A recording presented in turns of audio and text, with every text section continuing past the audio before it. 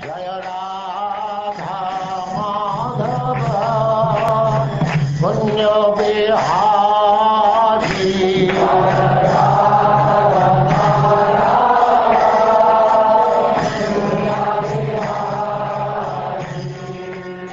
And now chapter 28. Puranjana becomes a woman in the next life.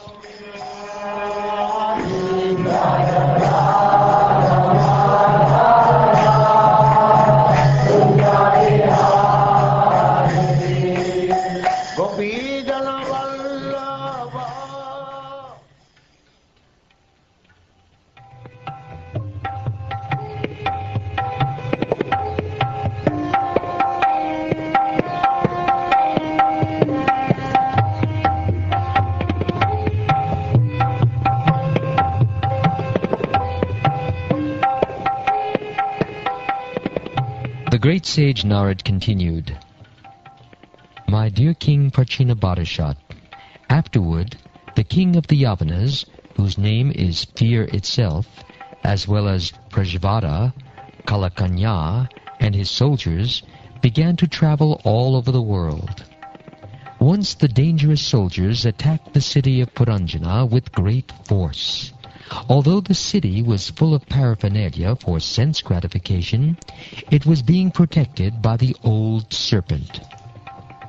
Gradually, Kalakanya, with the help of dangerous soldiers, attacked all the inhabitants of Puranjana's city, and thus rendered them useless for all purposes. When Kalakanya, daughter of Time, attacked the body, the dangerous soldiers of the king of the Yavanas entered the city through different gates. They then began to give severe trouble to all the citizens. When the city was thus endangered by the soldiers and Kalakanya, King Puranjana, being overly absorbed in affection for his family, was placed in difficulty by the attack of the Yavan Raj and Kalakanya. When King Puranjana was embraced by Kalakanya, he gradually lost all his beauty. Having been too much addicted to sex, he became very poor in intelligence and lost all his opulence. Being bereft of all possessions, he was conquered forcibly by the Gandharvas and the Yavanas. King Puranjana then saw that everything in his town was scattered, and that his sons, grandsons, servants, and ministers were all gradually opposing him. He also noted that his wife was becoming cold and indifferent. When King Puranjana saw that all his family members, relatives, followers, servants, secretaries, and everyone else had turned against him, he certainly became very anxious. But he could not counteract the situation because he was thoroughly overwhelmed by Kalakanya. The objects of enjoyment became stale by the influence of Kalakanya. Due to the continuance of his lusty desires, King Puranjana became very poor in everything. Thus he did not understand the aim of life. He was still very affectionate toward his wife and children, and he worried about maintaining them. The city of King Puranjana was overcome by the Gandharva and Yavana soldiers, and although the king had no desire to leave the city, he was circumstantially forced to do so, for it was smashed by Kalakanya. Under the circumstances, the elder brother of Yavana Raj, known as Prajvata, set fire to the city to please his younger brother, whose other name is Fear itself. When the city was set ablaze, all the citizens and servants of the king, as well as all family members, sons, grandsons, wives, and other relatives, were within the fire. King Puranjana thus became very unhappy. The city's superintendent of police, the serpent, saw that the citizens were being attacked by Kalakanya, and he became very aggrieved to see his own residence set ablaze after being attacked by the Yavanas. Living within the cavity of a tree wishes to leave when there is a forest fire, So the city's police superintendent, the snake, wished to leave the city due to the fire's severe heat. The limbs of the serpent's body were slackened by the Gandharvas and Yavana soldiers, who had thoroughly defeated his bodily strength. When he attempted to leave the body, he was checked by his enemies. Being thus baffled in his attempt, he began to cry loudly.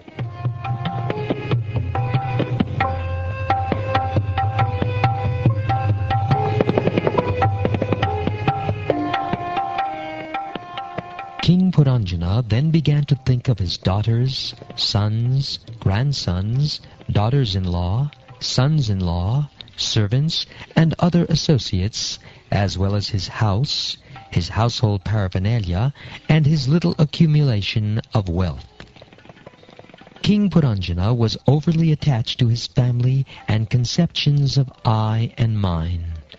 Because he was overly attracted to his wife, he was already quite poverty-stricken. At the time of separation, he became very sorry. King Puranjana was anxiously thinking, "Alas, my wife is encumbered by so many children. When I pass from this body, how will she be able to maintain all these family members? Alas, she will be greatly harassed by thoughts of family maintenance." King Puranjana then began to think of his past dealings with his wife. He recalled that his wife would not take her dinner until he had finished his, that she would not take her bath until he had finished his, and that she was always very much attached to him, so much so that if he would sometimes become angry and chastise her, she would simply remain silent and tolerate his misbehavior. King Puranjana continued thinking how, when he was in a state of bewilderment, his wife would give him good counsel, and how she would become aggrieved when he was away from home. Although she was the mother of so many sons and heroes, the king still feared that she would not be able to maintain the responsibility of household affairs. King Puranjana continued worrying.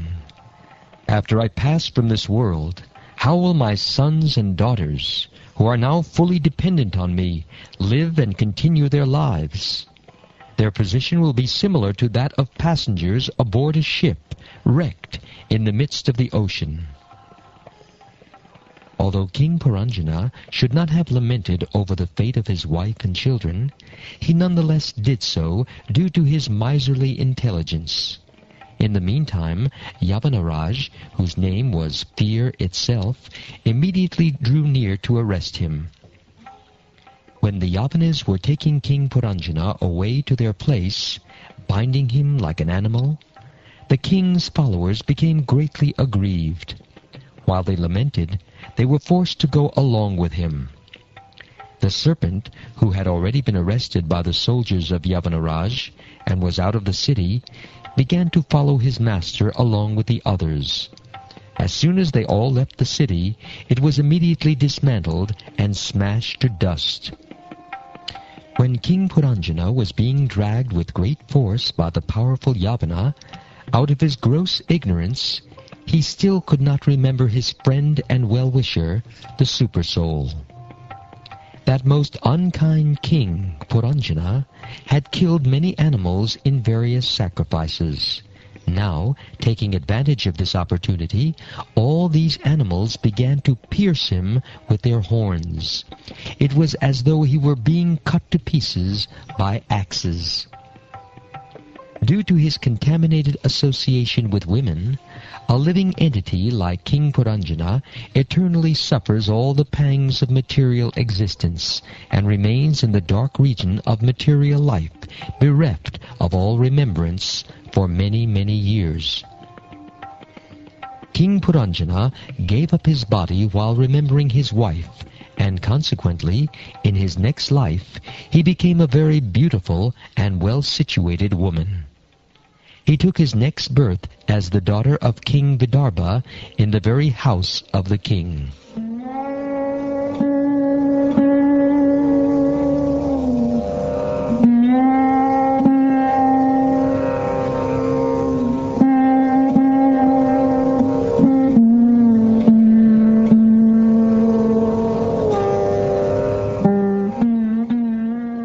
it was fixed that Vidarbhi, daughter of King Vidarbha, was to be married to a very powerful man, Malayadvaj, an inhabitant of the Pandu country. After conquering other princes, he married the daughter of King Vidarbha. King Malayadvaj fathered one daughter who had very black eyes. He also had 7 sons, who later became rulers of that tract of land known as Dravida. Thus there were 7 kings in that land. My dear King Prachinabhadashat, the sons of Malayadvaj gave birth to many thousands and thousands of sons, and all of these have been protecting the entire world up to the end of one Manu's lifespan, and even afterward. The great sage named Agastya married the firstborn daughter of Malayadvaj, the avowed devotee of Lord Krishna. From her, one son was born, whose name was Dridachyuta, and from him another son was born, whose name was Idmavaha. After this, the great saintly king, Malayadvaj, divided his entire kingdom among his sons. Then, in order to worship Lord Krishna with full attention, he went to a solitary place known as Kulachala.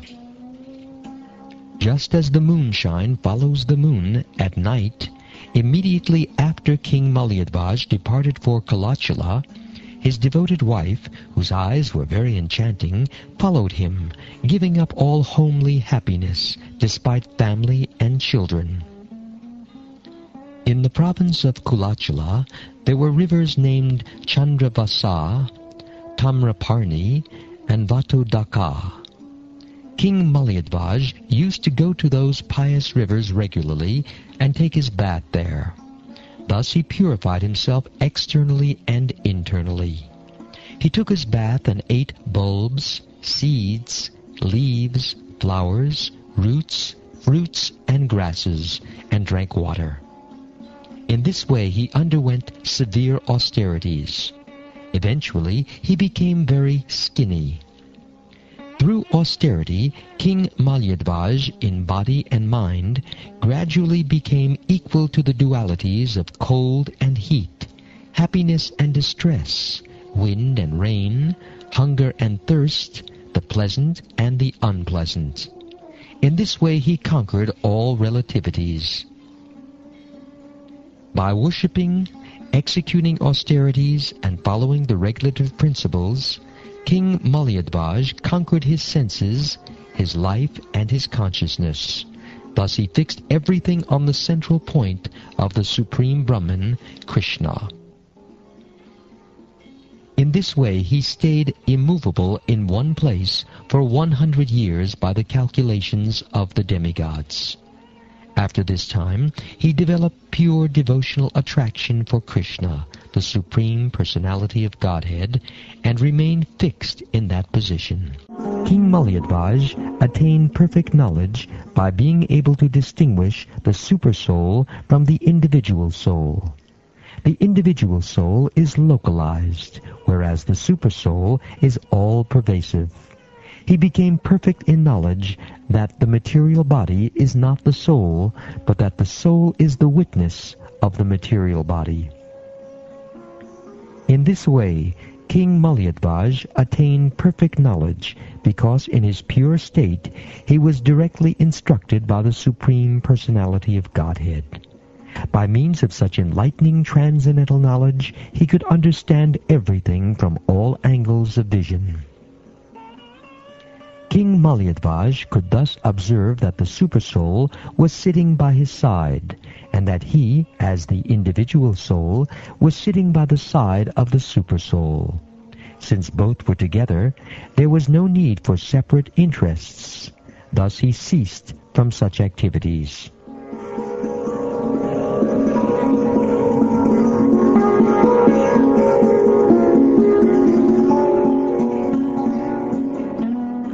The daughter of King Vidarbha accepted her husband, all in all, as the Supreme. She gave up all sensual enjoyment, and in complete renunciation followed the principles of her husband, who was so advanced. Thus she remained engaged in his service. The daughter of King Vidarbha wore old garments, and she was lean and thin because of her vows of austerity. Since she did not arrange her hair, it became entangled and twisted in locks. Although she remained always near her husband, she was as silent and unagitated as the flame of an undisturbed fire. The daughter of King Vidarbha continued as usual to serve her husband, who was seated in a steady posture, until she could ascertain that he had passed away from the body. While she was serving her husband by massaging his legs, she could feel that his feet were no longer warm, and could thus understand that he had already passed from the body. She felt great anxiety upon being left alone. Bereft of her husband's company, she felt exactly as the deer feels upon being separated from its mate. Being now alone and a widow in that forest, the daughter of Vidarbha began to lament, incessantly shedding tears, which soaked her breasts, and crying very loudly. She begged, "O best of kings, please get up, get up! Just see this world surrounded by water and infested with rogues and so-called kings. This world is very much afraid, and it is your duty to protect her." That most obedient wife thus fell down at the feet of her dead husband and began to cry pitifully in that solitary forest. Thus the tears rolled down from her eyes. She then prepared a blazing fire with firewood and placed the dead body of her husband upon it. When this was finished, she lamented severely and prepared herself to perish in the fire with her husband. My dear king, one Brahmin, who was an old friend of King Puranjana, came to that place and began to pacify the queen with sweet words. The Brahmin inquired as follows: "Who are you? Whose wife or daughter are you? Who is the man lying here? It appears you are lamenting for this dead body. Don't you recognize me? I am your eternal friend. You may remember that many times in the past you have consulted me. My dear friend, even though you cannot immediately recognize me, can't you remember that in the past you had a very intimate friend? Unfortunately, you gave up my company and accepted a position as enjoyer of this material world. My dear gentle friend, both you and I are exactly like two swans. We live together in the same heart, which is just like the Manasa lake. Although we have been living together for many thousands of years, we are still far away from our original home. My dear friend, you are now my very same friend. Since you left me, you have become more and more materialistic, and not seeing me, you have been traveling in different forms throughout this material world, which was created by some woman.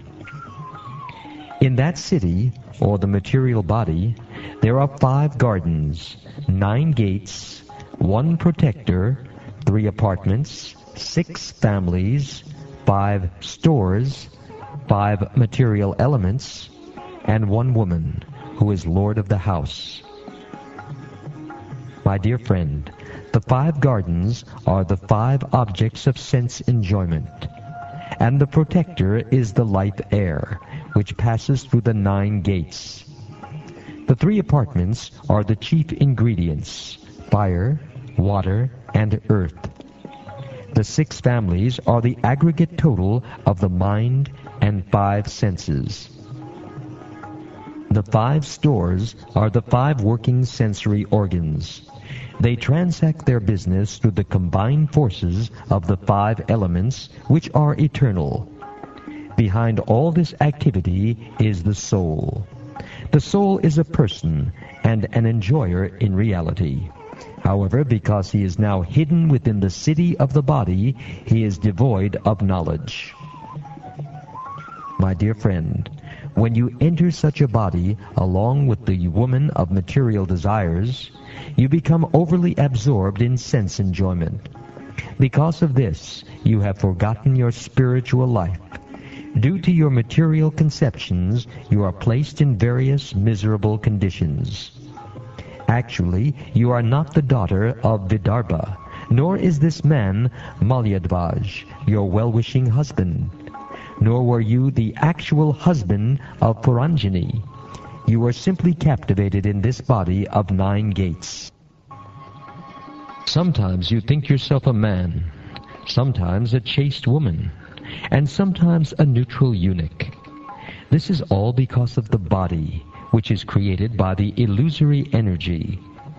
This illusory energy is my potency, and actually both of us, you and I, are pure spiritual identities. Now just try to understand this. I am trying to explain our factual position. My dear friend, I, the supersoul, and you, the individual soul, are not different in quality, for we are both spiritual. In fact, my dear friend, you are qualitatively not different from me in your constitutional position. Just try to consider this subject. Those who are actually advanced scholars, who are in knowledge, do not find any qualitative difference between you and me. As a person sees the reflection of his body in a mirror to be one with himself and not different, whereas others actually see 2 bodies, so in our material condition, in which the living being is affected and yet not affected, there is a difference between God and the living entity. In this way, both swans live together in the heart. When the one swan is instructed by the other, he is situated in his constitutional position. This means he regains his original Krishna consciousness, which was lost because of his material attraction.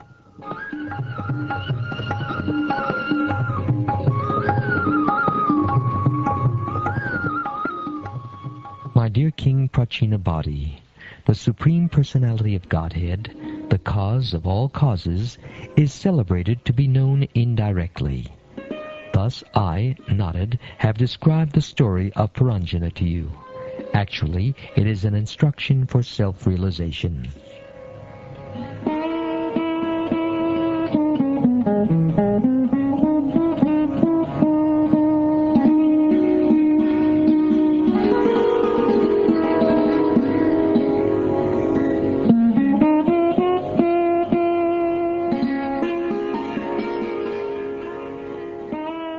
Thus ends the 28th chapter of the 4th canto of the Srimad Bhagavatam, entitled Puranjana Becomes a Woman in the Next Life.